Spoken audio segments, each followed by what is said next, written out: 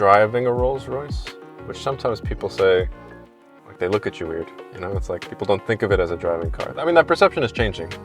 Yeah. You know, I think especially with like the younger generation coming in. It was because the perception of Rolls-Royce was only a car to be driven in, not the car to drive. Yeah. And it will be awkward to see somebody sitting on the steering wheel and there is nobody in the back, and he's the owner of the car. How come? He need always a driver to be there. From 2003 till 2007, it's a car to be driven in.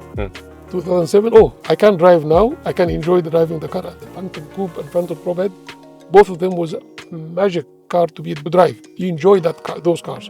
With all those changes, now when you sit in the Phantom 8, the Phantom Series II, you can easily drive the car and people will not look at you as a driver anymore. The Rolls-Royce has evolved the same way that like athletes have evolved. Athletes, it used to be, you know, you were fast or you were big.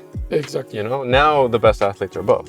Like they can do everything all at once. Yeah. And that's the only way to succeed. Yeah. I mean, right now, as you said rightly from the beginning, we used to have a certain model age, like, you know, the demography of the people driving our car is at a certain level.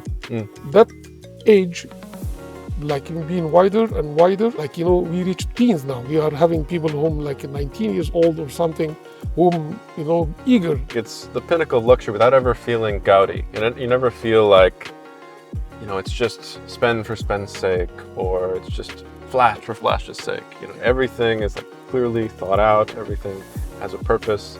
And I feel like, you know, even driving it, I'm constantly discovering something. Oh, okay, I understand why that's there. That maybe I didn't even notice before. But like you find that moment, it's like, oh, okay. Everything is so clearly labored over and mastered. And that's, I think, what luxury was. You know, I think like the perception of luxury has changed because, you know, we have these, you know, big fashion brands or what have you.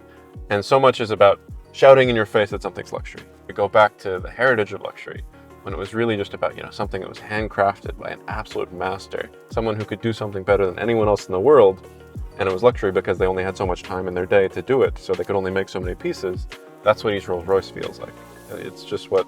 I love your description. I mean, this is exactly how, if you want to describe Rolls-Royce, that's the best way to do it, to say. The art is like, you know, it's hidden in every single area in the car. As you said, not shouting. It's the luxury over here is not shouting. The luxury over here, you feel it, you know, you sense it. And that's the beauty of what Rolls-Royce have achieved. When I joined Rolls-Royce first time and I went to the factory, so I'm used to factories where the robots are creating cars. I was in a factory where a car coming every 1 minute in Japan, and, you know, I've been in America as well, Europe many times.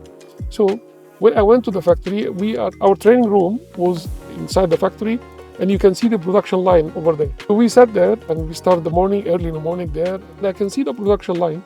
So by the midday, the car was just moved a couple of meters there in the, I was like, guys, where is that cars flying inside the factory as I saw anywhere else in the world? And the guys were like, you know, come on, Mamdouh, this is Rolls-Royce. You can feel that Dubai has become the place that everyone in the world wants to be right now. The proof is here. You can tell that, you know, the Rolls-Royce footprint here is just immense, because like even as you were describing this, we passed 5 that were here, the 5 that were over here, like especially, you know, being in an area like the IFC, which is, you know, the pinnacle of Dubai. This is the pinnacle car of the world, is what you see most often. Yeah, sometimes not building a car, we are building a dream for them. And that's why Rolls-Royce have decided now to have their private office in Dubai. And that's the first private office brought out from the factory, out of Goodwood, to where else. And that's the first one now. We have it in Dubai in the regional office. When it comes to Phantom specifically, the Phantom history is started in 1925. And, you know, it was being always the flagship of Rolls-Royce when it comes to the pinnacle of luxury. I do feel like it is the ultimate aspirational car, and Dubai has become the ultimate aspirational city. Yep. Oh, yes. I love that. Yeah, I love that.